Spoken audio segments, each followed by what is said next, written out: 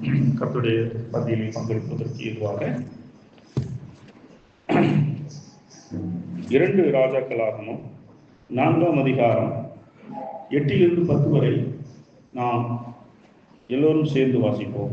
2 நாளாகமும் 4ஆம் அதிகாரம் 8 to 10 வரை நாம் எல்லோரும் சேர்ந்து வாசிப்போம்.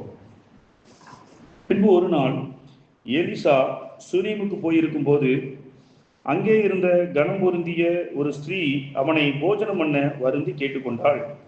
அப்படியே அவன் பயணப்பட்டு வருகிற போதெல்லாம் போஜனம் பண்ணும்படி அங்கே வந்து தங்குவான். 2 ராஜாக்களாகமும்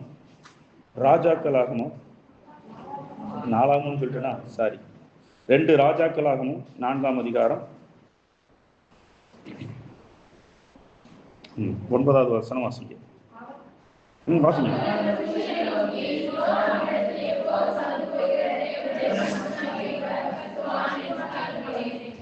நாம் மெத்தையின் மேல், எல்லாரும் சேர்ந்துதான் வாசிக்க சொல்லியிருந்தேன். நாம் மெத்தையின் மேல் ஒரு சிறிய அறை வீட்டை கட்டி அதில் அவருக்கு ஒரு கட்டளையும் மேஜையையும் நாற்காலியையும் குத்துவிளக்கையும் வைப்போம். அவர் நம்மிடத்தில் வரும்போது அங்கே தங்கலாம் என்றாள். போதும். கர்த்தர் இந்த வார்த்தையை ஆசீர்வதிப்பாராக. கர்த்தர் இந்த பகுதியிலிருந்து என்னோடு பேசி உங்களோடு பேச விரும்புகிற காரியம் என்னவென்றால், தேவனுடைய வல்லமையினால் நிறைந்த வாழ்வு. தேவனுடைய வல்லமை நிறைந்த வாழ்வு என்றால் என்ன? தேவனுக்கு உண்மையாக இருப்பது, கீழ்ப்படிந்து இருப்பது, பரிசுத்தமாய் வாழ்வது என்று பலவாறாக சொல்லலாம். அதே போல தேவனுடைய வல்லமையினால் நிறைந்த ஒரு வாழ்க்கை வாழ வேண்டும் என்று தேவன் நாம் ஒவ்வொருவரும் அவ்விதமாக வாழ வேண்டும் என்று விரும்பினார்.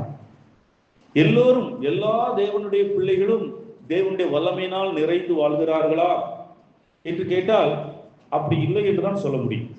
என்னவென்றால், நாம் அப்போஸ்தலர் நடவடிக்கைகளை வாசிக்கின்றோம். அப்போஸ்தலர் நடவடிக்கைகள் அங்கே உதவிக்காரர்களை தெரிந்து கொள்கிறார்கள். அந்த உதவிக்காரர்களை தெரிந்து கொள்ளும் போது சில தகுதிகளை பற்றி அங்கே பேசப்படுகிறது. அப்போஸ்தலர் நடவடிக்கைகள் 6ஆம் அதிகாரம் 5வது வசனத்தை வாசிப்போம். வாசிங்க. இருந்தது.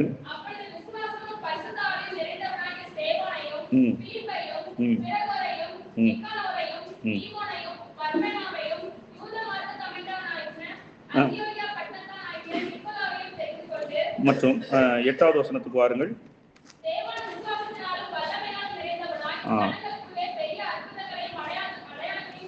ஸ்தேவான் விசுவாசத்தினாலும் வல்லமையினாலும் நிறைந்தவனாய். அப்போ அந்த மூப்பர்களை தெரிந்து கொள்ளும் போது சில தகுதிகளோடு தேர்ந்தெடுக்கிறாங்க. அந்த தகுதியில இதுவும் உண்டு. ஏனென்றால் மூப்பர்கள் அல்ல, உதவிக்காரர்கள். அந்த உதவிக்காரர்களில் ஒருவனாகிய ஸ்தேவான் அந்த விசுவாசத்தினாலும் வல்லமையினாலும் நிறைந்தவனாய். அதே வார்த்தை அங்கே எப்படி போடப்பட்டிருக்கிறது என்றால், 5ஆம் வசனத்திலே விசுவாசமும் பரிசுத்த ஆவியும் நிறைந்தவனாய். அவன் பரிசுத்த ஆவியினால் நிறைந்த வாழ்க்கை என்பதுதான் வல்லமையினால் நிறைந்த வாழ்க்கை. இந்த வல்லமையினால் நிறைந்ததினாலே அவனால் என்ன செய்ய முடிந்தது? பெரிய அற்புதங்களையும் அடையாளங்களையும் செய்தான். அருமையானவர்களே, அப்போஸ்தலர்கள் கைகளினாலே தேவன் பெரிய அடையாளங்களையும் அற்புதங்களையும் செய்தார். அதே போல இந்த ஸ்தேவான் ஒரு அப்போஸ்தலன் அல்ல, அவன் ஒரு தீர்க்கதரிசி என்று கூட சொல்ல முடியாது. அவன் ஏனால் வாழ்ந்த வாழ்க்கை ஒரு குறுகிய வாழ்க்கை. ஒரு டேவிட் பிரெனார்ட் என்று சொல்லக்கூடிய ஒரு அற்புதமான தேவ மனிதரை போன்று, டேவிட் பிரெனார்டை விட ஸ்தேவான் மிக சிறந்தவர் என்பதை மறுக்கவே முடியாது. அவரை விட ரொம்ப குறுகிய காலம். அதாவது டேவிட் பிரெனார்ட் கிட்டத்தட்ட 24 வயசுக்குள்ளாக என்று நினைக்கிறேன். 24 வயசுலே அவர் டிபி நோய் வந்து மரித்து விடுகிறார். ஆனாலும் அவர் செய்த ஊழியம் மிக மிக பெரிதாக. செவ்விந்தியர்கள் கிறிஸ்துவுக்குள்ளே, அமெரிக்கா அதாவது யுஎஸ்ஏலே பூர்வ குடிகளாக இருந்தவர்கள் செவ்விந்தியர்கள். அந்த செவ்விந்தியர்கள் கிறிஸ்துவுக்குள்ளே வருவதற்கு காரணமாக இருந்தவர் டேவிட் பிரெனார்ட். இது மாத்திரமல்ல அவருடைய ஊழியம். அவருடைய வாழ்க்கையை பற்றி அவருடைய டைரி குறிப்புகள் இருந்து தான் தெரிந்து கொள்கிறார்கள். அந்த டைரி குறிப்பிட்டு கிட்டத்தட்ட அவர் வந்து ஒரு 15-16 வயசுல அவர், அல்லது 17-18 வயசு இந்த ரேஞ்சுக்குள்ள தான் அவர் ரட்சிக்கப்பட்டிருக்கணும். வாழ்ந்த வாழ்க்கை என்பது ஒரு 6 வருஷம், கிறிஸ்துவுக்குள்ளான வாழ்ந்த வாழ்க்கை ஒரு 6 வருஷம் அல்லது ஒரு 8-10 வருஷத்துக்குள்ளதான் இருக்கணும் மேக்சிமம். அதுக்குள்ள அவர் என்ன செய்யறாரு, மிஷினரியாக யுஎஸ்ஏல செவிந்தியர்களுக்கு மத்தியில் மிஷினரியா செல்கிறார். அவர்கள் அநேகரை கிறிஸ்துக்குள்ள கொண்டு வர்றதுக்கு மிக முக்கியமானது என்னவென்றால் அவருடைய வாழ்க்கையில ஜப வாழ்க்கை.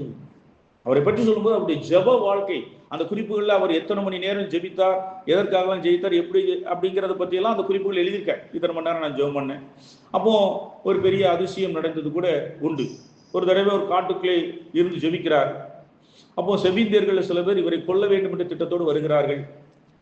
நம்ம மக்களை எல்லாம் இப்படி அன்னைக்கு செவிந்தியர்கள் வெள்ளைக்காரர்கள் மீது மிகுந்த கோபம் கொண்டிருந்தார்கள். தங்களுடைய கண்ட நிலத்தை அபகரித்து கொண்டு நம்மை அடிமைகளாக பார்க்கிறார்கள் என்று சொல்லி வெள்ளைக்காரர்கள் மீது மிகுந்த கோபம் கொண்டவர்களாக இந்த செவிந்தியர்கள் இருந்தார்கள். அப்போ இவர் இவர்களை அந்த கிறிஸ்தவ மதத்துக்கு மாற்றுகிறார் என்று சொல்லி அவர் கோபத்தோடு இவரை கொல்ல வேண்டும் என்று சொல்லி சில பேர் அவரை வருகிறார்கள். அப்பொழுது அவர் ஒரு சிறிய ஒரு சின்ன ஒரு குடிசை போல ஒரு குடிசை வீட்டுக்குள்ள அவர் முழங்கால் படிட்டு ஜெபிக்கின்றார். அப்போ உள்ளே போய் எட்டி பார்க்கும்போது அவர் ஜெபித்து கொண்டிருக்கின்றார். ஜெபித்து கொண்டிருக்கும் போது ஒரு கொடிய விஷம் நிறைந்த ஒரு பாம்பு அவருக்கு முன்பாக படம் எடுத்து ஆடிக்கொண்டிருக்கிறது. ஆனால் அவருக்கு தெரியவே இல்லை. அவருக்கு நம்ம ஜெபிக்கும் போது பின்னாடி நடப்பது கூட நமக்கு முன்னாடி தெரியும். பின்னாடி யாராவது நடந்து போனா கூட நம்ம அவ்வளவு விழிப்பாக இருக்கிறோம். அவ்வளவு அவருக்கு தெரியவே இல்லை, என்ன நடந்ததுன்னே தெரியல. அவர் ஜெபம் பண்ணிக்கிட்டே இருக்கிறார். முன்னாடி மிகப்பெரிய ஒரு விஷம் நிறைந்த ஒரு பாம்பு படம் எடுத்து ஆடிக்கொண்டிருக்கு. அப்போ நினைக்காங்க நம்ம செய்ய வேண்டிய வேலையை பாம்பே செஞ்சிடும், நம்ம கவலை இல்லை, நம்ம என்ன நடக்குதுன்னு பார்ப்போம் அப்படின்னு சொல்லி அவர் என்ன செய்கிறார், அவர்கள் கவனித்துக் கொண்டிருக்கிறார். அந்த குடிசைக்குள்ள கவனித்துட்டு இருக்கார். கொஞ்ச நேரம் படம் எடுத்து பாடிய அந்த பாம்பு அப்படி மறுபடி தானாகவே ஜெபிக்கும் போது எப்படி ஜெபிச்சிருப்பாரு, அசையும். அதாவது அவர் அசைந்திருப்பார், அவர் பேசும்போது சத்தம் வந்திருக்கும், சவுண்ட் வந்திருக்கும். பாம்புக்கு என்ன செய்யணும், அசையாம இருந்தா கூட என்ன செஞ்சிடும், அது பேசாம போயிடும். அசைஞ்சுக்கிட்டு பேசிக்கிட்டு இருந்தா என்ன செய்யணும், பட்டமும் ஒரு போட்டு போயிடும். அப்போ அதெல்லாம் பார்த்துட்டு இருக்கிறவங்க அது அப்படி மறுபடியும் படம் எடுக்கிறத எடுத்துட்டு அப்படி வச்சு வெளியே போயிடும். அவர்கள் ஆச்சரியப்படுகிறார். நிச்சயமாக அப்படின்னா இவர்கிட்ட ஒரு விசேஷித்த ஒரு வல்லமை இருக்கிறது என்று கண்டு அவர்கள் கிறிஸ்துக்குள்ள வருகிறார்கள். இவ்விதமாக அவருடைய வாழ்க்கை ஜப வாழ்க்கை இது அந்த செவ்விந்தியர்களை கிறிஸ்தவர்களுக்குள்ள கொண்டு வந்தது மாபெரும் மிகப்பெரிய ஒரு தேவ பணி. அதற்கு சமமாக இன்னொரு காரியம் நடந்தது என்னவென்றால், இவருடைய வாழ்க்கையை பார்த்துதான் John Wesley, Charles Wesley, George Whitefield அப்படின்னு இங்கிலாந்துல மிகப்பெரிய எழுப்புதலுக்கு காரணமாக இருந்தவர்கள், மிகப்பெரிய, அதற்கப்புறம் இவருடைய சாட்சியை பார்த்து மறுபடியும் தங்கள் வாழ்க்கையை அர்ப்பணித்து, அல்லது ஏற்கனவே ஊழியம் செஞ்சாங்க, இவருடைய வாழ்க்கையை பார்த்து ஒரு வைராக்கியம் எழுப்பி தங்களுக்கு கர்த்தருக்கு அர்ப்பணித்து மிகப்பெரிய ஊழியங்களை செய்தாங்க. அப்படிப்பட்ட வல்லமையான தாசர்கள் அநேகரை எழுப்பியவர் அவர். தான் ஆத்துமாக்களை ஆதாயம் பண்ணினது மாத்திரமல்ல, அநேக தேவ மனிதர்கள் எழும்புவதற்கு காரணமாக இருந்தது அவருடைய வாழ்க்கை. அவர் வாழ்ந்த வாழ்க்கையினுடையது 24 வயசு. மிஞ்சி போனா அவர் ஆண்டவருக்காக வாழ்ந்தது மேக்சிமம் 10 வருஷத்துக்கு மேல இருக்கிறதுக்கு வாய்ப்பு கிடையாது. எனக்கு அந்த ஞாபகங்கள் மறந்து.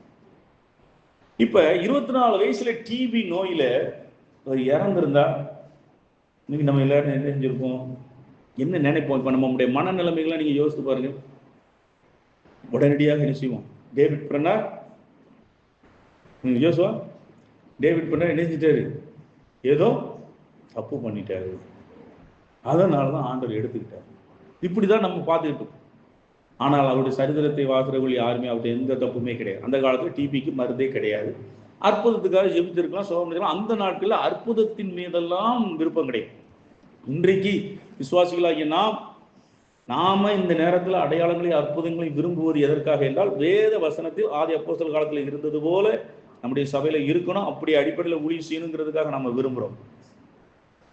ஆனா அவங்க காலகட்டத்தில் அதெல்லாம் கிடையாது. இயேசுக்காக மிஷினரி பணி செய்யணும், இயேசு கிறிஸ்துக்காக பாடுபடணும், இதுதான் மேலோங்கி இருந்தது அவர்களிடத்தில். அன்றைய காலகட்டத்தில் மிஷினரி ஊழியம் செய்யணும், ஆண்டவருக்காக உயிரை விடணும், ஆண்டவருக்காக குடும்பம் கோல கோத்திரத்தை எல்லாத்தையும் விட்டுட்டு ஆண்டவருக்கு ஊழியம் செய்யணுங்கிறது தான் மேலோங்கி இருந்தது. அவிதமாக அந்த காலகட்டத்தில் அவங்க அற்புதங்கள் எல்லாம் விரும்பல, நாடல, விசுவாசிக்கல. அதனால அவங்க வாழ்க்கையில் அப்படிதெல்லாம் அற்புதங்கள் நிகழாமல் போயிருந்ததுன்னு நினைக்கிறாங்க. ஆனா அதனால ஏதாவது ஊழியத்துல குறைவா இருந்தது என்று சொன்னால் இல்லை, ஊழியத்துல குறைவில்லை. இந்த மிஷினரி யுகம் என்ற அந்த மிஷினரி யுகத்துலதான் திரளான கோடி மக்கள் என்ன செஞ்சிருக்கிறாங்க, கிறிஸ்தவர்களா மாறி இருக்கிறாங்க. அநேக கண்டங்கள்ல சுவிசேஷம் பரவி சென்றது. அப்போஸ்தலர் காலத்துக்கு அடுத்ததாக இந்த மிஷினரி யுகத்துலதான் அநேக கண்டங்களுக்கு சுவிசேஷம் பரம்பு சென்றது. திரளான மக்கள் கிறிஸ்தவர்களாக மாறினார். அடையாளம் அற்புதம் இல்லாத காலகட்டத்தில் அதை செய்தாங்க. இன்று நாம் ஏன் அப்படின்னா அடையாளத்தை அற்புதத்தை நாடுகிறோம் என்று சொன்னால், இன்று வேறொரு வகையில ஜனங்கள் அடையாளத்தை அற்புதத்தை நாடி நிற்கின்ற பொழுது தேவனுடைய வசனத்தின்படி உண்மையாக வாழக்கூடிய நாமும் அடையாளங்கள் அற்புதங்கள் நமக்கு அவசியமாக தேவைப்படுகின்றன. ஆகவே தான் நாம் நாடுவோம். ஏனென்றால் இன்று அப்படி இல்லாமல் தேவனுடைய வசனத்தை போதியாமல் உலக ஆசீர்வாதங்களை போதிக்கக்கூடிய நபர்கள் அடையாளங்களுக்கும் அற்புதங்களுக்கும் முக்கியத்துவம் கொடுக்கிறபடினால நம்ம அந்த அடையாளங்களும் அற்புதங்களும் இல்லை என்றால் ஜனங்கள் நம்மை தெய்வ மக்கள், தெய்வ ஊழியர்கள் என்று நம்புவது கடினமான ஒரு சூழ்நிலையில் இருக்கிறதுனால அது நம்ம வசனத்தை பிரசங்கித்தாலே போதுமானதுதான். ஆனாலும் நாம் இன்று தேவனுடைய கிறிஸ்துவின் நாமத்தில் அடையாளங்களும் அற்புதங்களும் வேண்டும் என்று விரும்புவதற்கு காரணம் இன்றைய சூழல் அப்படி. அப்போ டேவிட் பெர்னார்டுடைய வாழ்க்கையில அந்த காலகட்டத்தில் சூழல் வேறு. அதனால அவங்க அடையாளங்கள் அற்புதங்களும் தேடவே இல்லை. இந்த மாதிரி கேள்வியே எழும்பல. அநேகர் சொற்ப வயதுல மறித்தாங்க. இது இங்க மட்டும் இல்லை. நான் உங்களுக்கு ஒரு சின்ன இதுக்காக நீங்க எல்லாரும் 1 ராஜாக்கள் 2 ராஜாக்கள், 1 நாளாகமோ 2 நாளாகமோ, 1 சாமுவேல் 2 சாமுவேல், இந்த 6 புஸ்தகங்கள்ல இஸ்ரவேலின் ராஜாக்களை பத்தி எல்லாம் இருக்கு. ஒரு சின்ன ஒரு நோட்டை எடுத்துக்கிட்டு, அதாவது சவுல் ராஜால இருந்து கடைசியா ஒரு சிதேக்கியாங்கிற ஒரு ராஜா, யூத ராஜா, இவர்களுக்குள்ள இந்த அரசர்களுடைய காலங்கள்லாம் முடிஞ்சிருக்கு. இந்த காலகட்டத்தில் வாழ்ந்த ஒவ்வொரு ராஜாக்கள் எத்தனை வருடம் வாழ்ந்தார்கள் என்பதை நீங்க குறிப்பிடுது. எத்தனை வருஷம் அவங்க வாழ்ந்தாருன்னு சொன்னா அநேகர் 40ல இருந்து 50 வயசுக்குள்ள நிறைய பேர் இறந்துடுறாங்க. நிறைய பேர். நீடித்த காலம் வாழ்ந்தது தாவீது, அதுக்கப்புறம் மனாசே ஒரு மோசமான வீழ்ச்சியிலிருந்து மறுபடியும் மனம் திரும்பிய ஒரு ராஜா. இவங்க 2 பேரும் தான் ரொம்ப ஒரு 70 வயசுக்கு மேல போகிற மாதிரி தெரியும். மற்ற அவங்க அனைவரும் 50 வயசு, 55, 60லே நிறைய பேர் தொட மாட்டாங்க. 55, 45, 40 இந்த ஸ்டேஜ்லேயே தான் நிறைய பேர் இறந்துருப்பாங்க. இது எதற்காக சொல்கிறேன் என்றால், ஒரு மனிதன் நீண்ட வருடம் வாழ்ந்தால்தான் தேவனால் ஆசீர்வதிக்கப்பட்டவன் அப்படிங்கிற நம்பிக்கைகளை நம்ம வைக்க வேண்டாம். நம்ம எத்தனை வருஷம் வாழ்ந்ததுன்னு முக்கியம் இல்லை, எத்தனை வருஷங்கள் வாழ்ந்தோம் என்பது முக்கியம் அல்ல. வாழ்ந்த வருஷத்துல எப்படி ஆண்டவருக்காக வாழ்ந்தோம் என்பதுதான் முக்கியம். நம்ம இத்தனை வருஷம் வாழ்ந்ததுனால இவர் ரொம்ப நல்ல ஆண்டவருக்காக பிரியமா இருந்தாரு, இவர் குறைஞ்ச வயசுல போயிட்டாரு அதனால பிரியமா, அப்படிலாம் கணக்கே கிடையாது. எத்தனை வருஷம் இந்த பூமியில ஆண்டவர் நமக்கு வாழ கொடுத்துருக்கிறாங்களோ அந்த வாழ்ந்த வாழ்க்கையில நம்ம ஆண்டவருக்காக என்ன செஞ்சோம், எப்படி வாழ்ந்தோம், அதுதான் நமக்கு முக்கியம். ஆகவே அதிலே கவனம் செலுத்துங்க. இந்தபடி அதே போல ஒவ்வொரு மனிதருக்கு வரக்கூடிய நோய்கள், பலவீனங்களை பற்றி யோசித்துக் கொண்டிருக்காதீங்க. அவருக்கு இதால் வந்தது, இவருக்கு இதால் வந்தது, இதெல்லாம் போட்டு மண்டையை போட்டு குழப்பிக்கிட்டு இருக்கிறாங்க. இந்த நோய் வந்தாலும் நான் ஆண்டவரை பின்பற்றுவேன், இந்த பலவீனம் இருந்தாலும் நான் ஆண்டவரை பின்பற்றுவேன், நான் இதற்கு மத்தியில் நான் எவ்வளவு சிறப்பாக ஆண்டவருக்காக செய்ய முடியும், அப்படிப்பட்ட சிந்தனையில இருங்க. அதனாலதான் மிஷனரி காலத்துல அப்படிதான் இருந்தாங்க. நோய்களை பற்றி பலவீனங்களை பற்றிலாம் யோசிக்கல.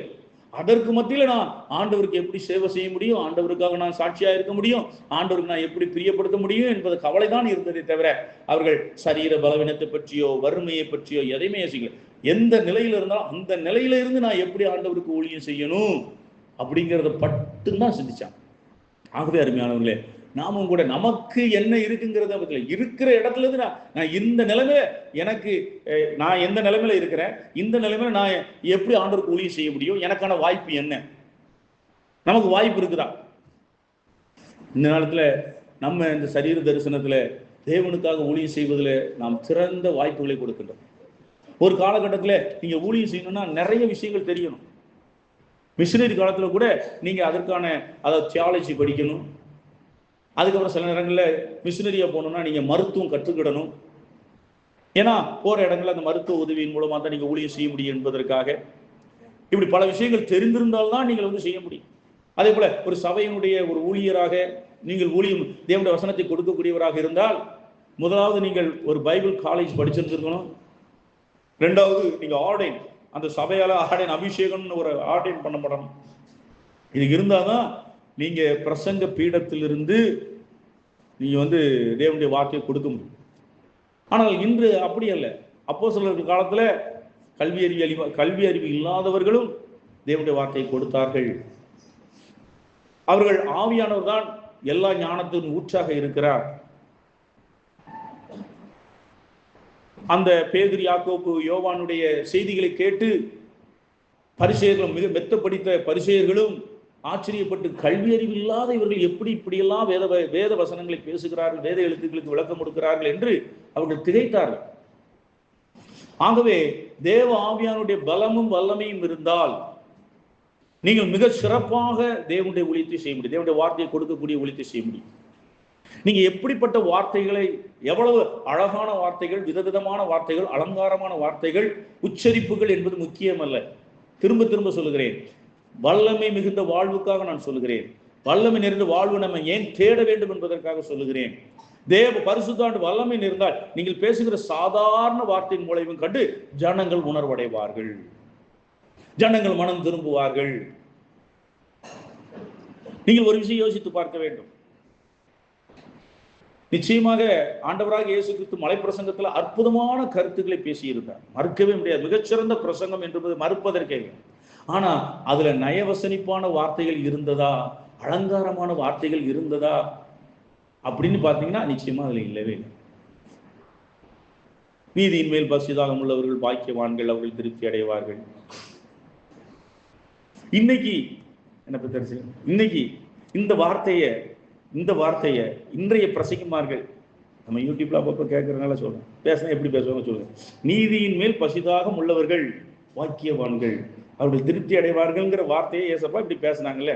இன்னைக்குள்ள பிரசங்கிகள் பேசினா எப்படி, நீதியின் மேல் பசிதாகம் இருந்தால் நீங்கள் பாக்கியவான்களாக இருப்பீர்கள், கர்த்தர் கேட்டுக்கொண்டே இருக்கிறார், உங்கள் பக்கத்தில் இருக்கிறார், உங்களை பார்த்து இப்படிலாம் பேசுவாங்க. ஆண்டவர் அப்படியே பேசுறாரு. இன்னைக்கு பேசுனா இப்படிதான் பேசுறாங்க.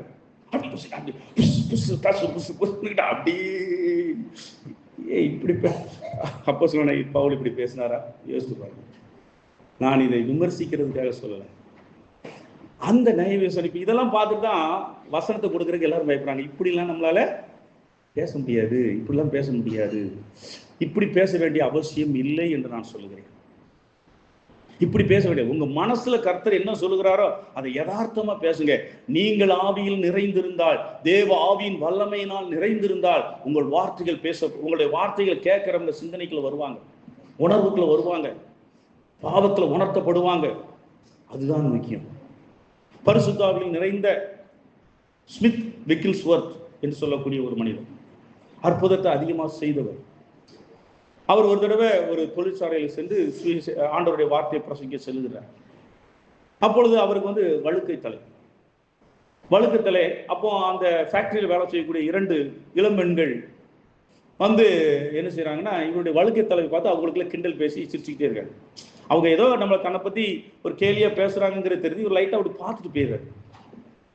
பார்த்துட்டு போனதுல இருந்து அந்த 2 இளம்பெண்களுக்கு பயங்கரமான ஒரு குற்ற உணர்வு. அவர் வேற எதுவுமே சொல்லல, பதிலுக்கு எதுவுமே பேசல. ஏன் என்ன கேலி பண்ணீங்க, நான் யார் தெரியுமா, நான் தேவனுடைய ஊழியன் அல்லவா, அப்படி இப்படிலாம் எதுவும் பார்த்துட்டு அப்படி போயிட்டார்.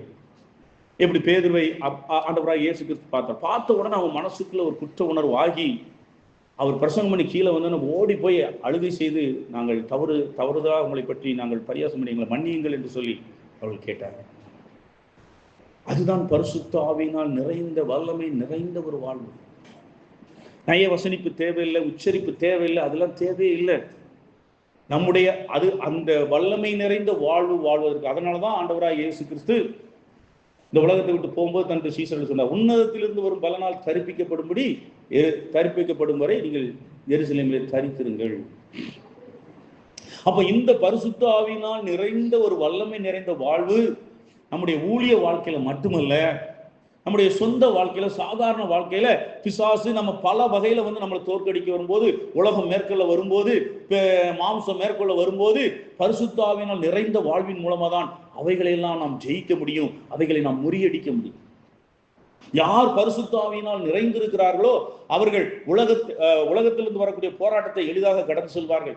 தங்களுடைய மாம்சத்திலிருந்து வரக்கூடிய போராட்டத்தை எளிதாக இந்த மாம்சத்தையும் அதனுடைய ஆசை இச்சைகளையும் சிலுவையில் அடைவார்கள். மற்ற பிற மனிதர்கள் மூலமாக வரக்கூடிய போராட்டங்களை அவர்கள் எளிதாக ஜெயிப்பார்கள்.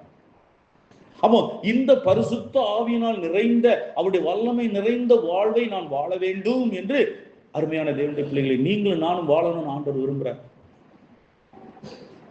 அது எப்படி வாழ்வு என்பதற்கு தான் அநேக சம்பவங்களும் அநேக அடையாளமான உவமைகளும் இந்த வேதாகமத்தில் நிறைந்திருக்கிறது. பற்பல சம்பவங்கள் அதுல ஒரு சம்பவம் தான் இப்பொழுது நாம் வாசித்த இந்த சம்பவம். இங்கே எலிசா என்ன செய்கிறார்? அந்த ஒரு வீட்டுக்கு வருகிறார், சூனேமுக்கு. அதாவது எலிசா சூனேம் என்ற ஊரிலே அவர் வருகின்ற பொழுது அங்கே ஒரு கனம் பொருந்திய ஒரு ஸ்திரீயானவள், அதாவது கணவன் இருக்கிறார், இருந்தாலும் அந்த ஸ்திரீ தான் இந்த எலியாவை பார்த்து என்ன சொல்கிறாள், அவன் அந்த ஊருக்கு வரும்போதெல்லாம் எங்க வீட்டுக்கு அவங்க வந்து சாப்பிட்டு போங்க. அவர் ஒரு தீர்க்கதரிசி என்று தெரியும். அந்த தீர்க்கதரிசியாகிய எலிசாவை தன் ஊருக்கு வரும்போதெல்லாம் அவள் என்ன செய்கிறாள், என்னுடைய வீட்டுக்கு வந்து வருந்தி, அவன் சாப்பிடணும்னு விரும்பவே இல்லை, ஆனா அவன் ரொம்ப கஷ்டப்பட்டு வந்து எங்க வீட்டுக்கு சாப்பிட்டு போகணும் சொல்லி சாப்பிட்டு போக வைக்கிறேன். இப்படி போயிட்டு வரும்போது அவ அந்த ஸ்திரீயானவள் தன் கணவன்கிட்ட சொல்றார், இந்த மனிதன் ஒரு பரிசுத்தவான் என்று காண்கிறேன். இவருக்கு நம்ம வீட்டுல நம்ம மெத்தை என்று சொன்னால் மேல் மாடி மேல ஒரு அறை வீடை நாம் கட்டி கொடுப்போம் என்று சொல்லி அறை வீடையும் கட்டி அதுல சில பொருட்களையும் ஆயத்தம் செய்து கொடுக்கிறார். இப்ப இதை எதுக்கு அடையாளமா இருக்குன்னா, இந்த இடத்துல இருக்கும்போது இங்க ஒரு பெரிய ஒரு அற்புதம் நிகழ்கிறது. என்னவென்றால், முதலாவது அற்புதம், இந்த பெண்ணுக்கு குழந்தை கிடையாது. ஆனால் ஒரு நாளும் இந்த எலிசாவோட எனக்கு குழந்தை கொடுங்கன்னு அவர் கேட்கவே இல்லை. அவன் எதுவுமே கேட்கல. அவ்வளவு ஒரு தீர்க்கதரிசியாக நினைச்சு கனம் பண்ணினால், அதுக்கப்புறம் அவளுக்கு வீடு கட்டி கொடுத்தது எதுக்காகனா அவனுடைய பரிசுத்த நடக்கை. அவன் எலிசா தேவனுடைய ஒரு தீர்க்கதரிசி மாத்திரம் இல்ல, அவன் நடந்து கொள்கிற விதங்கள் எல்லாம் அவன் மனசுக்கு ரொம்ப பிடிச்சிருந்துச்சு. ஒரு பரிசுத்தமான ஒரு சாதாரண ஒரு ஒழுங்கினமான வார்த்தைகள் அவர் பேசவில்லை, ஒழுங்கினமான விதத்தில் பார்வை பார்க்கவில்லை, ஒழுங்கினமாக வேற எந்த காரியங்களும். இப்போ ஒரு வீட்டுக்குள்ள நுழையிறோம், நம்ம வீட்டில் பழகிட்டோங்கிறதுக்காக என்ன செய்வோம், நம்ம எல்லா இடத்துலையும் நம்ம மூக்க நுழைவோம், எல்லா விஷயத்தையும் கேட்போம், நம்ம சரளமா பேசிக்கிட்டு இருப்போம், ஃப்ரீயா. இப்படிலாம் எலிசா நடந்து கொள்ளலை. போவாரு, கூப்பிட்டு போய் சாப்பிட்றாரு, அதுக்கப்புறம் நேரம் வந்தானா அவர் அந்த ரூமுக்கு போனா ரூமுக்கு போறாரு, அங்கே உட்காந்து அவர் ஜெயிப்பார். கண்டிப்பா அவர் ஜெயிச்சிருப்பாரு. இதெல்லாம் பார்த்த உடனேதான் அவளுக்கு ஆச்சரியமாக இருந்தது. நம்ம நிறைய தேவ மனிதர்கள் நிறைய பேரை பார்க்கிறோம், அவர்கிட்ட இல்லாத ஒரு விசேஷம் கிட்ட இருக்குதே. அனாவசியமா தேவையான தகாத காரியங்களை பேச மாட்டேங்கிறாரு, எதை பத்தி இது பண்ண மாட்டேங்கிறாரு. அதனால அவளுக்கு என்ன செய்யறா, அவன் வந்து என்ன செய்யறா, இவ்வளவு ஒரு பரிசுத்தவான போல இருக்கு, பரிசுத்தவான நான் காண்கிறேன், இவருக்கு ஒரு வீடு, ஒரு ரூம் எடுத்து கொடுப்போம், அறை வீடு கட்டி கொடுப்போம், ஒரு ரூம் எடுத்து கொடுப்போம் அப்படின்னு சொல்லி ரூம் எடுத்து கொடுப்போம். அப்போ அவரே தான் கூப்பிடுறாரு, எலிசா தான் கூப்பிடுறாரு. அவளுக்கு என்னமோ அவருக்கு என்ன நினைச்சா, அப்ப இந்த அம்மா நமக்கு இவ்வளவு வசதி செய்து நம்மள்ட்ட இருந்து ஏதோ எதிர்பார்க்கிறா போல இருக்கு இப்போ வாழ்க்கையில என்ன அப்படிங்கும்போது, அவ வந்து உனக்கு என்ன ஏதாவது குறை இருக்கான்னா, எனக்கு பிள்ளை இல்லை, ஆனா நான் இதுக்காக வந்து நான் உங்கள்கிட்ட எல்லாம் இது பண்ணலை அப்படின்னு சொல்லும்போது, சரி இன்னும் ஒரு காலத்துல உனக்கு குழந்தை பிறக்குன்னு சொன்ன மாதிரி அந்த குழந்தை பிறந்துடும். இது முதலாவது அர்த்தம். இப்ப அடுத்ததாக நம்ம பார்க்கும்போது, குழந்தை பிறந்துட்டு கொஞ்ச நாள்ல கழிச்சு அந்த பையன் வளர்ந்து வரக்கூடிய போது, ஒரு சின்ன பையனா இருக்கும்போது அவனுக்கு தலைவலி வருது, தலைவலி வந்து அவன் இறந்து போயிடுது.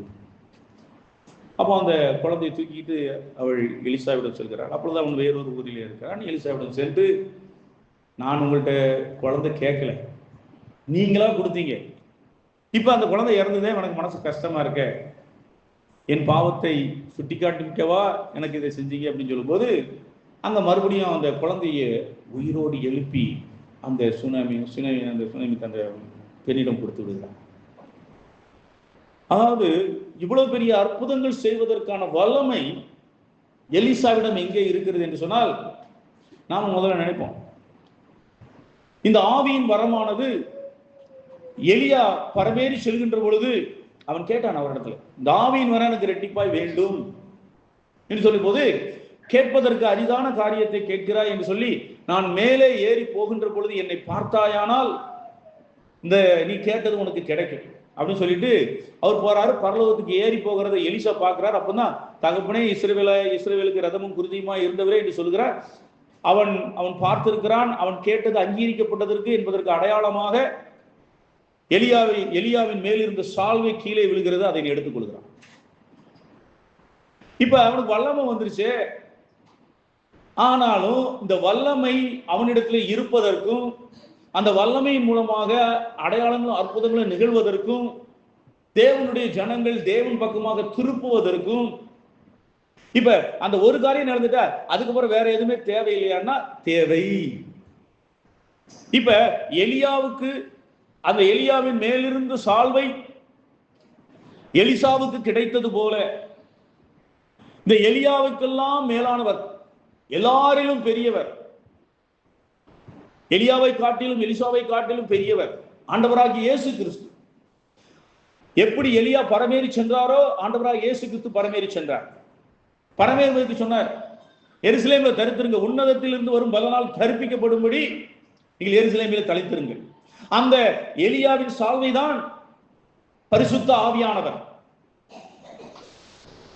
ஆண்டவராகிய இயேசு கிறிஸ்து பரமேறினதினாலே பரிசுத்த ஆவியானவர் நமக்கு இலவசமாக கொடுக்கப்பட்டிருக்கின்றார். இப்ப பரிசுத்த ஆவியானவர் நம்மோடு இருக்கிறார். ஆனாலும் இது ஒவ்வொரு தேவ பிள்ளைகளிடத்திலும் இருக்கிறது. ரட்சிக்கப்பட்ட எல்லா தேவ பிள்ளைகளிடத்திலும் பரிசுத்த ஆவியானவர் இருந்தாலும், இப்ப நீங்க கொஞ்சம் யோசித்து பாருங்கள். இயேசு கிறிஸ்துவை ஏற்றுக்கொண்ட பின்பு அன்று திரளான சீஷர்கள் இருந்தார்கள். அந்த உதவிக்காரர்கள் பணிக்காக தெரிந்து கொள்ளப்பட்ட போது எல்லாரும் விசுவாசத்தினாலும் வல்லமையினாலும் நிறைந்தவர்களாக இருக்கவில்லை. மற்ற எல்லா விசுவாசிகளை காட்டிலும் சிலரிடத்துல அந்த விசுவாசமும் வல்லமையும் அதிகமாக இருந்தது. அதை கண்டுதான் அப்போஸ்தலர்கள் அவர்களை உதவிக்காரர்களாக தெரிந்து கொள்கிறார். அப்போ எல்லாருக்குள்ளேயும் பரிசுத்த ஆவியானவர் இருக்கும்போது எல்லாருக்கும் ஒன்று போல அந்த வல்லமை இல்லை. அதே போல எலியாவுக்கு மேலிருந்து அந்த சால்வை விழுந்ததாக இருந்த போது கூட அவன் அந்த சத்தியங்களை தான் தேவன் இந்த அறை வீட்டுல இந்த சில காரியங்கள் மூலமாக நம்மளை போதிக்கிறார். பரிசுத்த ஆவியானவர் நம்மிடத்துல தெய்வீக வல்லமையை நமக்கு கொடுப்பதற்கு நமக்கு வந்தாலும் இந்த காரியத்தில் உள்ள சத்தியங்களை கண்டு அதை நம்ம வாழ்க்கையில அதை கடைபிடிக்கும் போதுதான் தேவ ஆவியானுடைய வல்லமையினாலே நான் நிரப்பப்படுவோம்.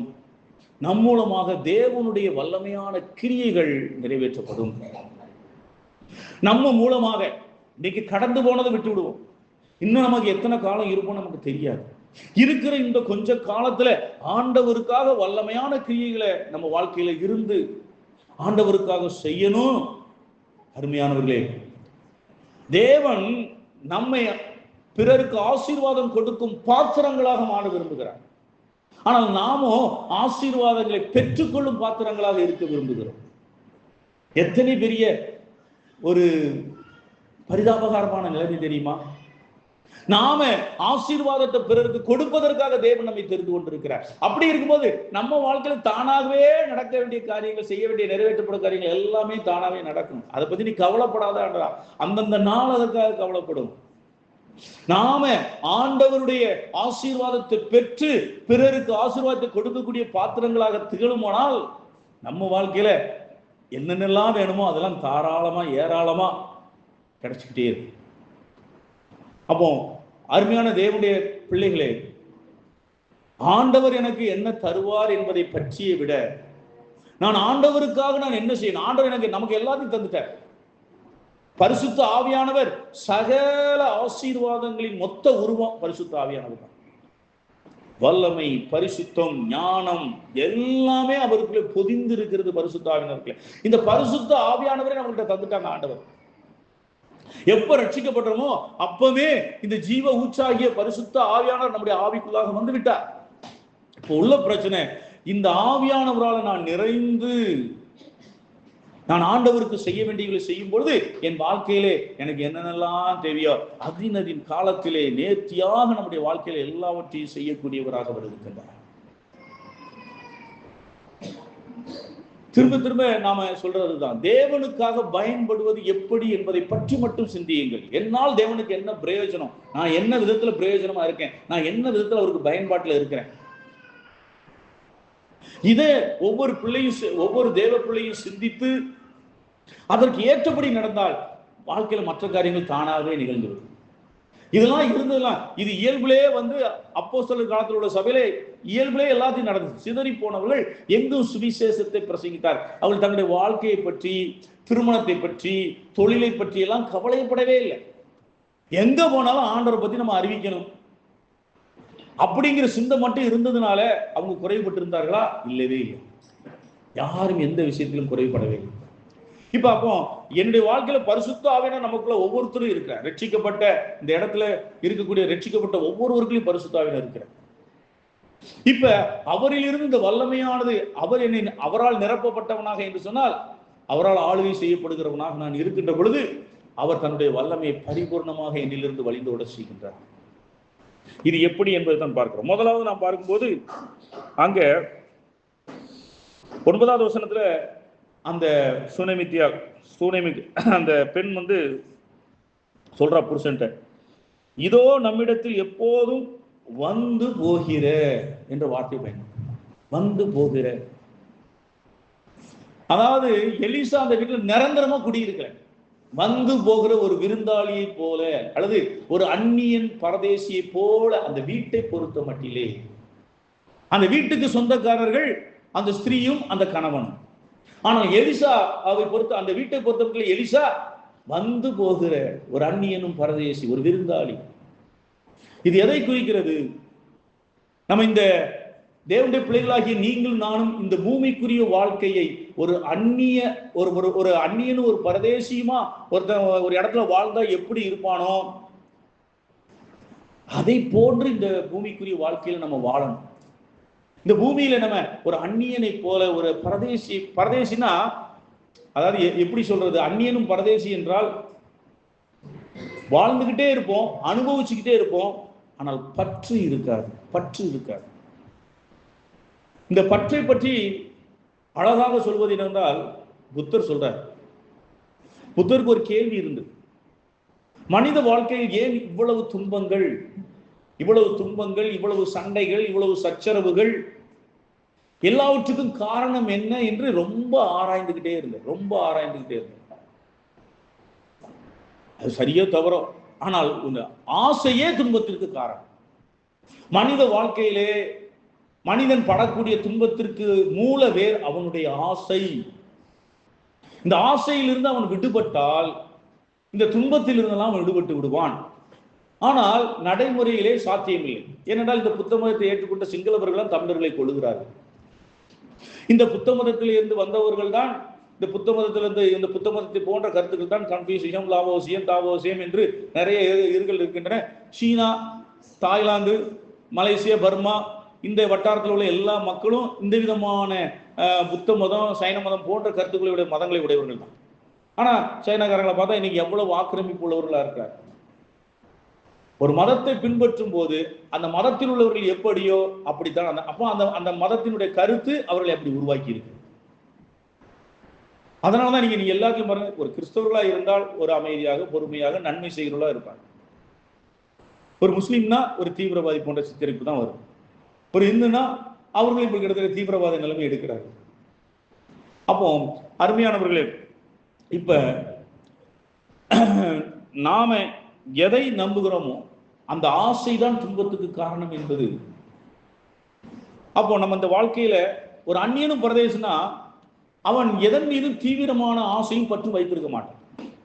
அந்த பற்று வைக்காததுனால இப்ப அது கிடைக்கலங்கிறதுக்காக ரொம்ப வருத்தப்பட மாட்டான். ஒருவேளை தன்னிடத்துல இருந்து ஏதாவது ஒண்ணு போனாலும் அதற்கு வருத்தப்பட மாட்டான். சரி, நான் என்னென்ன காரியங்களும் எனக்கு இல்லையே என்று கவலைப்பட மாட்டான். கடந்து போகிற வாழ்க்கை. அப்போ இந்த பரிசுத்த ஆவியானுடைய வல்லமை நமக்கு வர வேண்டும் என்றால் இந்த பூமியிலே ஒரு பிடிப்பற்ற ஒரு வாழ்க்கைக்கு நம்மை ஆயத்தப்படுத்த வேண்டும். அனுபவிக்கலாம். அனுபவிப்பு ஒரு சந்தோஷமா நம்ம புசிப்பதும் குடிப்பதும், ஆண்டவராகிய இயேசு கிறிஸ்து புசிப்பது குடிப்பது இதெல்லாம் சந்தோஷப்பட்டு இருந்தாரு, நண்பர்களோடு சந்தோஷப்பட்டாரு, உறவினர்கள் அதெல்லாம் இருக்கா. அதாவது அனுபவிப்பதற்கும் பற்றோட பற்றி கொள்வதற்கும் வித்தியாசம். அந்த பற்று இருக்கக்கூடாது. அந்த பற்றற்ற, அதாவது எதன் மீதும் ஒரு ஆணித்தரமான பிடிப்பான ஒரு ஒரு ஒரு பற்று நிறைந்த ஒரு வாழ்க்கை இல்லாமல் இருந்தால், ஆசை மிகுந்த ஒரு வாழ்க்கை இல்லாமல் இருந்தால் தான் பரிசுத்தாவை நம்மளை இழுத்துட்டு போகிற விதத்திலாம் நம்மளால இழுத்துட்டு போக முடியும். அல்லது பரிசுத்தாவை நம்ம இழுத்துட்டு போகும்போது நம்ம பரிசுத்தாவனுக்கு இடம் கொடுக்க மாட்டோம். பரிசுத்த ஆவியான நம்ம பின்னுக்கு இழுக்கும். நமக்குள்ள ஆவியானவர் நம்மளை முன்னோக்கி எடுத்து சென்று கொண்டிருப்பார். நம்ம அவர் போகிற போக்கிலெல்லாம் நம்ம போக முடியணும்னா நமக்கு அந்த எதுவுமே நமக்கு பற்று இல்லாமல் இருந்தாதான். திடீர்னு இப்ப இருக்கோம், இந்த இன்னொரு இடத்துக்கு போ, ஐயோ நான் இங்க இருக்கணுங்கிறதுக்காக நான் இவ்வளவு ஆயத்தம் செஞ்சிருக்கிறேன், இதெல்லாம் நான் எப்படி விட்டு போவேன் அப்படின்னு சொல்லி நமக்கு என்ன அந்த படிப்பு இல்லாம இருந்தா, இங்க போனா போ என்றால் போகின்றான், வா என்றால் பாரு. ஆவியானவர் போனா போ, வான்னா வா.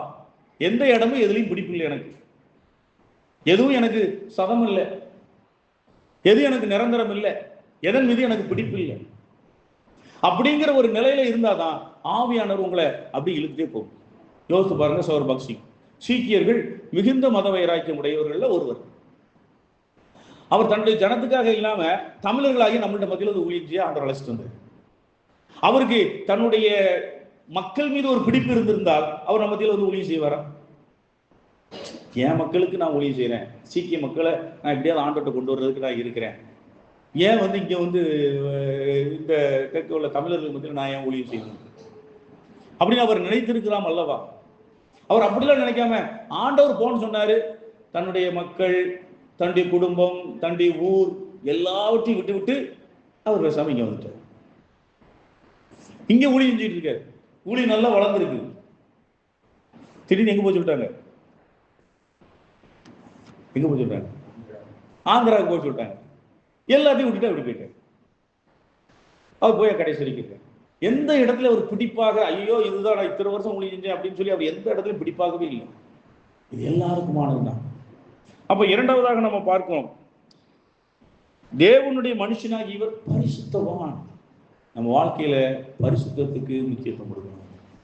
எந்தெந்த இடத்துல எல்லாம் குறைவுன்னு நமக்கு தான் தெரியும்.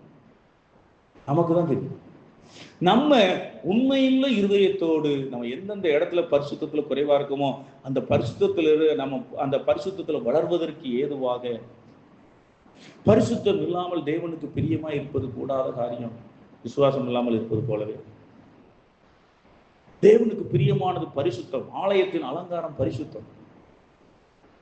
ஆகவே நம்முடைய வாழ்க்கையில இதெல்லாம் நமக்கு நாமே, என் வாழ்க்கையில என் வார்த்தையில எப்படிப்பட்ட வார்த்தைகள் நான் பயன்படுத்துகிறேன், என்னுடைய சிந்தனை எப்படி இருக்கிறது, என்னுடைய பார்வை எப்படி இருக்கிறது, இவைகளையெல்லாம் நான் பார்த்து பார்த்து என்னை நான் பரிசுத்தத்தின் மேல் பரிசுத்தப்படுத்திக் கொள்ளே இருக்க வேண்டும். பரிசுத்தம் தான் அடுத்தபடி. அடுத்ததாக நாம் மூன்றாவது பார்க்கிறோம், மெத்தையின் மேல் ஒரு சிறிய அறை வீட்டை கட்டி. மெத்தை என்றால் மேல் வீடு. மேல் வீட்டிலே சிறிய அறை வீட்டை கட்டி என்று நாம், இது எதைக்கு அடையாளமாக இருக்கு? அறை வீடு என்றாலே அது ஜெபம் என்பது அர்த்தம். அப்போ அப்போஸ்தலர் 10:9 வாசிக்கலாம். அப்போஸ்தலர் 10:9.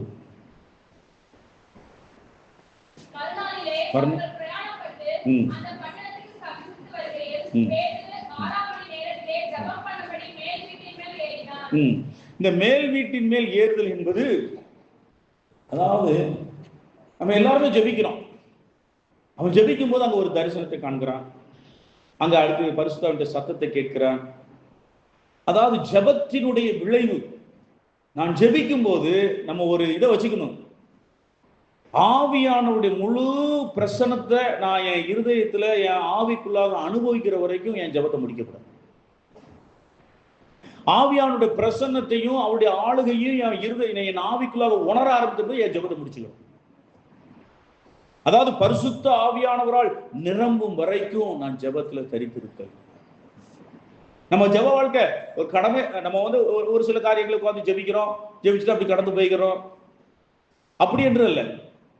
அந்த இதே ஜெபத்தினுடைய இதே ஜெபத்தின் மூலம் நான் ஜெபத்துல தரிச்சிருந்து ஆண்டவரோட நான் உறவாடுற அந்த உறவாடுதல் மூலமாக என் ஆவிக்குள்ளாக ஒரு உணர்வை நான் அடைவேன்.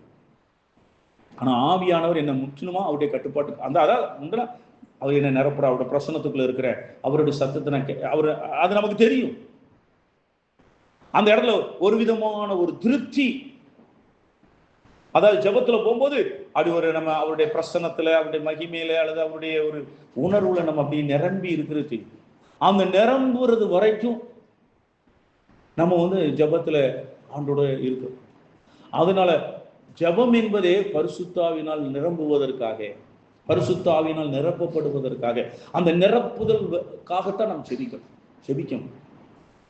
அப்படி நிரப்பப்படும் போது பரிசுத்த ஆவியிடமிருந்து வெளிச்சம் வருகிறது, பரிசுத்த ஆவியினது சத்தம், அவருடைய சத்தம் கேட்கிறது, அவருடைய நடத்துதல் வருகிறது. நாம் அவருடைய நடத்துதலை நடந்து அவரோடு தேவனோடு சஞ்சரிக்கிறவர்களாக மாறுகிறோம். நம்முடைய ஜெபம் நம்மை தேவனோடு சஞ்சரிக்கிறவர்களாக மாற்றுகிறது.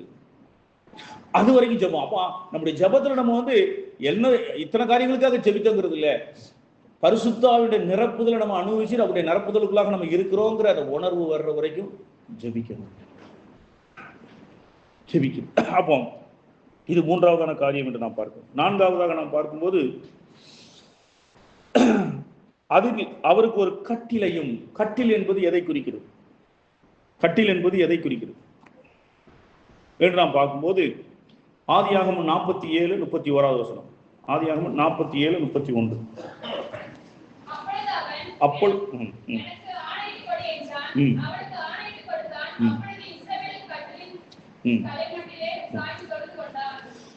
யாக்கோபு அங்க கட்டிலிலே அவன் தொழுது கொள்கிறான், தலைமாட்டில தொழுது கொள்கிறான்.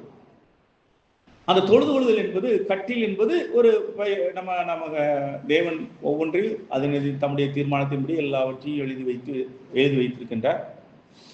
அப்போ இந்த தொழுதுகை என்பது அவரை கனம் பண்ணுதல்.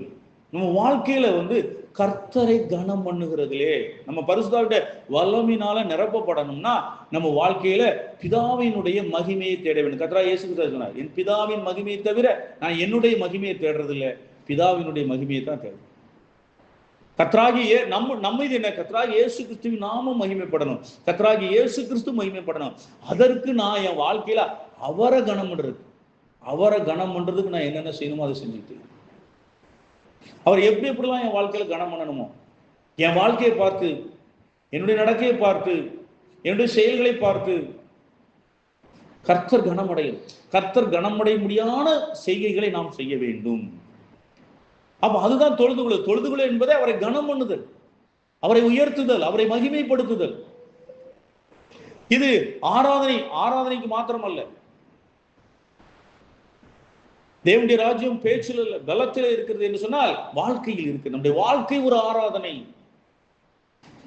ஆராதிக்கும் போது வார்த்தைகளால் ஆராதிக்கின்றோம், வாழ்க்கையினால் ஆராதிக்கின்ற ஆராதனை புத்தியுள்ள ஆராதனை என்று அப்போஸ்தலனாகிய பவுல் ரோமருக்கு எழுதின நிருபம் 12ஆம் அதிகாரம் 1-2 வசனங்களிலே சொல்லுகிறார். புத்தியுள்ள ஆராதனை, வார்த்தையினால் ஆராதிப்பதும் அவசியம். அதை காட்டிலும் அந்த ஆராதனையை அர்த்தமுள்ளதாகவும் புத்தியுள்ளதாகவும் மாற்றுவது நம்முடைய வாழ்க்கை. நம்முடைய வாழ்க்கையின் மூலமாக நம்முடைய கண்ணியமான நடவடிக்கைகள், நம்முடைய பரிசுத்தமான வாழ்வு, உண்மை நிறைந்த வாழ்வு, ஒழுக்கமுள்ள வாழ்வு, அன்பு நிறைந்த வாழ்வு, இரக்கம் நிறைந்த வாழ்வு, விட்டு கொடுத்தல், மன்னித்தல், இப்படிப்பட்டதான வாழ்வு அங்கே கர்த்தரை மகிமைப்படுத்துகிறது. அதனாலதான் அந்த வாழ்க்கையை பார்த்துட்டு சொன்னாங்க அந்தியோகியாவில், எப்பா இவங்க கிறிஸ்தவர்கள், கிறிஸ்துவை போன்று வாழ்பவர்கள், அவர்கள் அறிவிக்கின்ற கிறிஸ்துவை போலவே அவர்கள் வாழ்கிறார்கள் என்று சொல்லி அவர்களுக்கு கிறிஸ்தவர்கள் என்ற பெயர் வந்தது என்று நாம் பார்க்கிறோம். முதல்ல கிறிஸ்தவர்கள் என்ற பெயர். அடுத்ததாக நாம் பார்க்கும்போது மேஜை, ஒரு கட்டிலையும் ஒரு மேஜையையும். மேஜை என்பது எதை குறிப்பிடுகிறது? யாத்ராகமும் 25:30 வசனம். யாத்ராகமும் 25:30.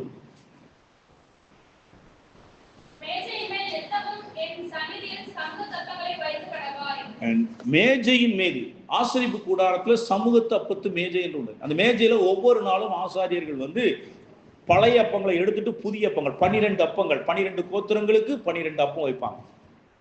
அன்றைய புதிதா புளிப்பில்லாத மாவுனால செய்யப்பட்ட அப்பங்களை அவர்கள் வைப்பார். மறுநாள்ல புதிய அப்பம் பழையத்தை எடுத்துருவாங்க. அதை ஆசாரியர்கள் புசிக்கலாம். இது எதை குறிக்கிறது என்ற ஒவ்வொரு நாளும் அணுதினமும் சிலுவையை எடுத்துக்கொண்டு என்னை பின்பற்ற கடவன். அர்ப்பணிப்பு. ஒவ்வொரு நாளும் பரிசுத்த ஆவியினால நம்ம நிரம்பி அவருடைய வல்லமை நிறைந்த வாழ்வு இருக்குன்னா ஒவ்வொரு நாளும் ஆண்டவருடைய ஆவியார் நம்மகிட்ட சொல்றதற்கு நம்மளை அர்ப்பணிக்கணும். அவர் எதை சொன்னாலும் நமக்கு அர்ப்பணிக்கணும். அவர் நம்மை பல விதங்களில் நடத்துவார்.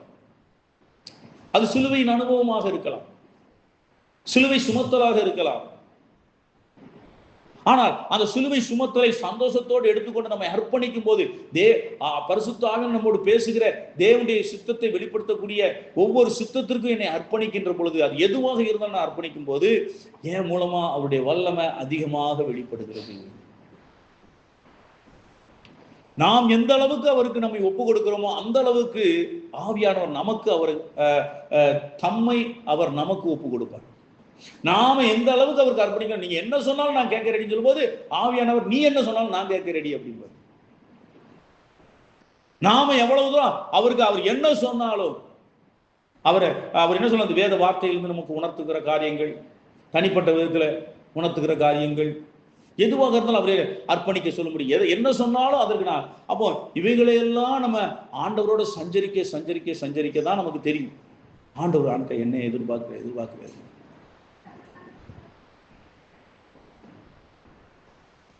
வாழ்க்கை ஒரு அற்புதமானது. ஆண்டவரோடு இசைந்து வாழ்வது என்று அற்புதமானது. அவர் நமக்கு எல்லாவற்றையும் தெரிய காட்டக்கூடியவராக இருக்கின்றார், நடத்தக்கூடியவராக இருக்கார். நம்மோடு பேசக்கூடிய தெய்வம். பேசாத கல்லோ மண்ணோ சிலையா இல்ல. ஒவ்வொரு நாளும் நம்மோடு பேசுகிறவர், நம்மை நடத்துகிறவர், நம்மை போதிக்கிறவர், நம்மை திடப்படுத்துகிறவர், நம்மை தைரியப்படுத்துகிறவர். அப்போ அவர் நம்முடைய வல்லமையை நமக்கு கொடுப்பதற்கு நாம அவர் சொல்றத உடனடியாக கீழ்ப்படியக்கூடியவர்களாக எதுவாக இருந்தாலும் நமக்கு அர்ப்பணிக்கக்கூடிய ஒரு அர்ப்பணிப்பு, ஒரு முற்றுமான ஒரு அர்ப்பணிப்பு நமக்குள்ள அவசியம். ஒரு என்ன சொன்னாலும் எதை சொன்னாலும் நான் செஞ்சிருவேன். ஆர்கியூமெண்டே கிடையாது, விளக்கங்களே கிடையாது. எது சொன்னாலும் நான் கேட்டுடுவேன், எது சொன்னாலும் நான் கீழ்ப்படுத்திடுவேன். அடுத்ததாக நாம் பார்க்கும்போது நாற்காலி என்பது எதை குறிக்கிறது? ஒரு அறை வீட்டில் முதல்ல ஒரு அறை வீட்டை கட்டுறா, அதில் ஒரு கட்டில் போடுறா, ஒரு மேஜை வச்சிருக்கிறா, அதுக்கடுத்து ஒரு நாற்காலி போடுறா. அந்த நாற்காலி என்பது எபேசியர் 2ஆம் அதிகாரம் 6, 7, 8 வாசிக்கலாம். எபேசியர் 2 தயவினாலே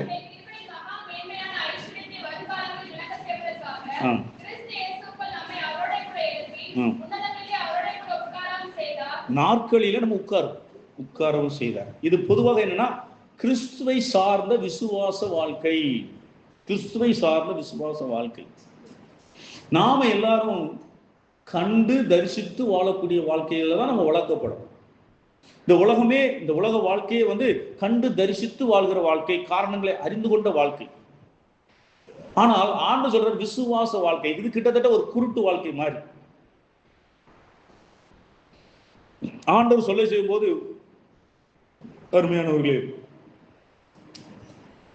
ஒரு குருட்டு வாழ்க்கை என்னன்னா, நம்ம இந்த சபை கூடி வருவதற்காக இடம் வாங்குவது நமக்கு நல்லா தெரியும். இந்த இடத்துல ஒரு சென்டினுடைய விலை எவ்வளவு அதிகம் என்று நமக்கு தெரியும். அப்போ பொதுவாக இந்த இடத்துல அதே நேரத்தில் நம்முடைய சபையினுடைய காணிக்கைகள் எல்லாம் தெரியும், பொதுவாக எல்லா சகோதரர்களுக்குமே தெரியும். அப்போ பொதுவாக நம்ம அநேக நேரங்களில் நிறைய பேர் சொன்னது மாத்திரம் என் அறிவு கூட என்னன்னா நம்ம இங்கே எப்படி வாங்க முடியும். ஆனால் ஆவியானுடைய உணர்வு ஒன்று இருந்தது. இந்த இடத்துல நமக்கு ஒரு 3 சென்ட் இடமா தருவாருங்கிறத எனக்கு அந்த உணர்வு இருக்கு. ஆனா நடைமுறையில் இது எப்படி சாத்தியம் அப்படிங்கும்போது விசுவாச வாழ்க்கை இது நமக்கு வாய்ப்பே கிடையாது. இந்த இடத்துல நம்ம சொந்தமா ஒரு 3 இடம் வாங்குறதுங்கிறது வாய்ப்பே கிடையாது. அதனால எல்லா சோதரும் சொன்னது தூரத்துல நம்ம இங்க அதுக்கும் ஆயத்தமாக பல இடங்கள் போய் பார்க்கத்தான் செஞ்சோம். நானுமே போய் பார்த்தேன் பல இடங்கள்ல, தூரமான இடங்கள்ல நமக்கு இடம் இருக்கு. கடைசியில் கூட நிறைய சகோதரர் 50 ரூபாய் சொன்னோம், ஏதாவது சொந்தா சொல்லுங்க, நல்ல ரேட் வந்தா வாங்க ஒரு இடம் சொன்னாங்க. உடனே வாங்க ஆசைப்பட்டோம். ஆனா அதுக்குள்ள அந்த இடம் மறுபடியும் இல்லைங்கிற மாதிரி ஆயிடுச்சு. இப்படி நம்ம தூரத்துல ஏதாவது வாங்கிடலாம் தான் நம்மளும் நினைச்சோம்.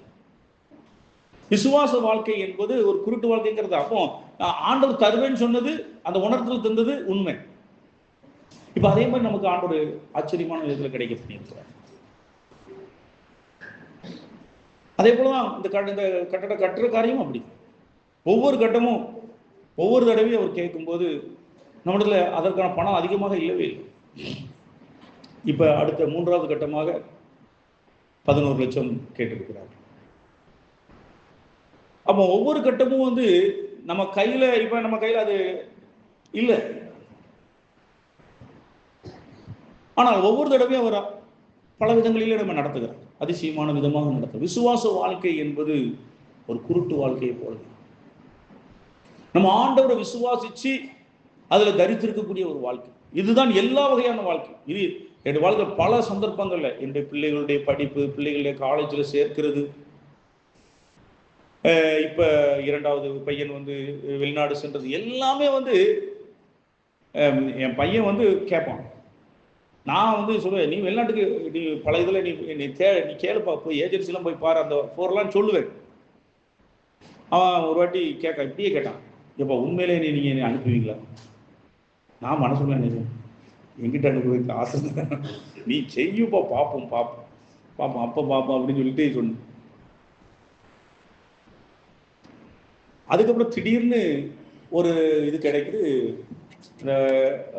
ஒரு நிலத்தை வச்சு அவங்க லோன் கொடுப்பாங்க, எஜுகேஷன் லோன் கொடுப்பாங்க. அது முதல்ல எங்களுக்கு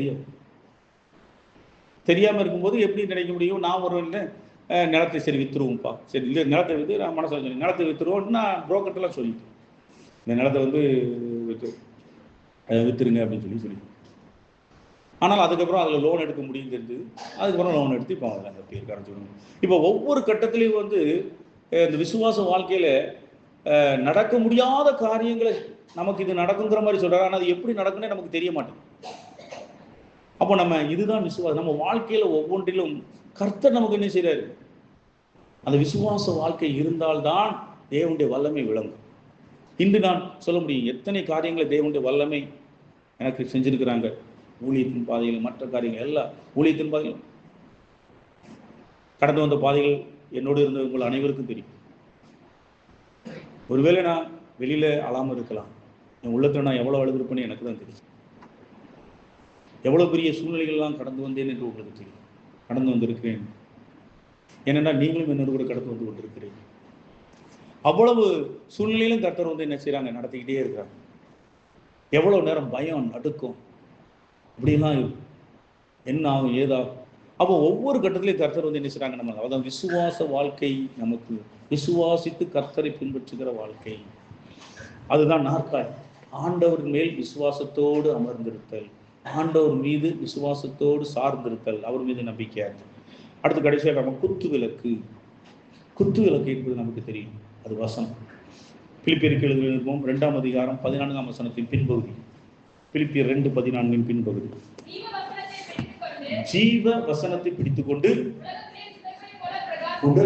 உலகத்திலே சுடர்களை போல பிரகாசிக்கிறீர்கள். குத்து விளக்கு எடுத்து போல தேவனுடைய வசனத்தை மட்டும்தான் பிடிச்சுக்கணும். தேவனுடைய வசனம் என்ன சொல்லுகிறது? தேவனுடைய வசனத்திலே கர்த்தர் நம்மளை எப்படி நடத்துகிறார்? தேவனுடைய வசனத்திலிருந்து கர்த்தர் நமக்கு என்ன போதிக்கிறார்? வேத வசனத்திலிருந்து கொஞ்சம் அங்கிட்டு இங்கிட்டு நவலாம எது வேத வசனம் சொல்லுதோ அதை மட்டும் பிடிச்சிட்டு போகும். இன்று உலகத்திலே நாம் ஒரு கொடிய காலத்தில் வாழ்கிறோம். யுத்த காலம் மட்டும் மாத்திரமல்ல, வேத வசனத்தை எவ்வளவு தூரம் நவுத்தி வைக்கணுமோ அவ்வளவு தூரம் நவுத்தி வைக்கக்கூடிய காலகட்டத்தில் வாழ்ந்துட்டு. இயேசு கிறிஸ்துவ பிரசங்கிக்கிறது ஒரு சில காரியங்களை வேத வசனத்தில் பேசுறாங்க. அநேக விஷயங்கள்ல வேத வசனத்தை அதை இருக்கிறபடியே நம்மளால வாழ முடியாது என்ற ஒரு கட்டத்தில் தான் இன்று கிறிஸ்தவர்களுடைய நிலைமை இருக்கிறது. ஆனால் நாம் வேத வசனம் என்ன சொல்லுகிறதோ அதை அப்படியே கடைபிடிக்க வேண்டும் என்று நாம் வாழ்கின்ற பொழுதுதான் ஆவியானுடைய வல்லமை நம்மளிலிருந்து இன்னும் அதிகமாக வெளிப்படும். ஆக இந்த விதமான வாழ்க்கையின் மூலமாகத்தான் தேவனுடைய வல்லமை நிறைந்த வாழ்க்கையும், அதன் மூலமாக தேவனுடைய நாமத்திலே வல்லமையான கிரியைகள், வல்லமையான ஊழியம், அடையாளங்கள், அற்புதங்கள், அநேகர் மனம் திரும்புதல்கள் எல்லாமே நம்ம மூலியமா கர்த்தர் செய்வாங்க. அந்த பரிசுத்த வல்லமையினால் நிறைந்தவர்களாக நாம் வாழ்வோம். கர்த்தர் தாமே அவ்விதமாக வாழ உதவி செய்வார்.